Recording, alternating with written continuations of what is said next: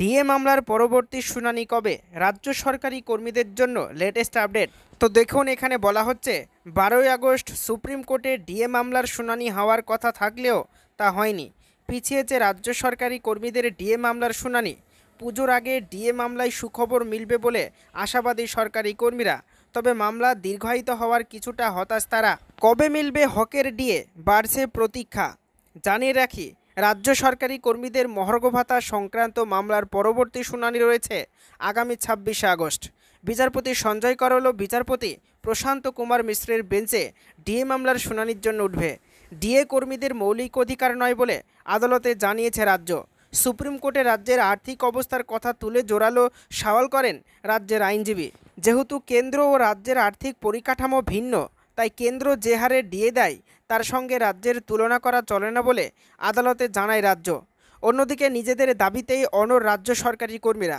মামলাকারীর যুক্তি, নির্দিষ্ট সময়মতো ডিএ মিটিয়ে দেওয়াই সরকারের নীতির মধ্যে পড়ে। নিজের খেয়ালখুশি মতো সরকার ডিএ দিতে পারে না। বেতন কমিশনের সুপারিশ মেনে নির্দিষ্ট সময় অন্তর অন্তর ডিএ দেওয়ার দাবি জানান তারা। প্রয়োজনে বকেয়া ডিএ কিস্তিতে দেওয়ার কথা বলেন রাজ্য সরকারি কর্মীদের আইনজীবী। সেই মামলারই শুনানি চলছে সুপ্রিম কোর্টে। প্রসঙ্গত, 2022 সালের 20 মে ডিএ মামলা হাইকোর্টে উঠলে আদালতের নির্দেশ ছিল 3 মাসের মধ্যে রাজ্য সরকারি কর্মচারীদের বকেয়া ডিএ মিটিয়ে দিতে হবে। তবে সেবার জয় পেলেও মেলেনি বকেয়া। উচ্চ আদালতের ডিএ রায়কে চ্যালেঞ্জ জানিয়ে রিভিউ পিটিশন দাখিল করেছিল রাজ্য, যদিও তা খারিজ হয়ে যায়। এরই মাঝে 3টি রাজ্য সরকারি কর্মচারী সংগঠন রাজ্যের বিরুদ্ধে আদালত অবমাননার মামলার দায়ের করেন। সেই মামলার মধ্যেই পাল্টা সুপ্রিম কোর্টে যায় রাজ্য।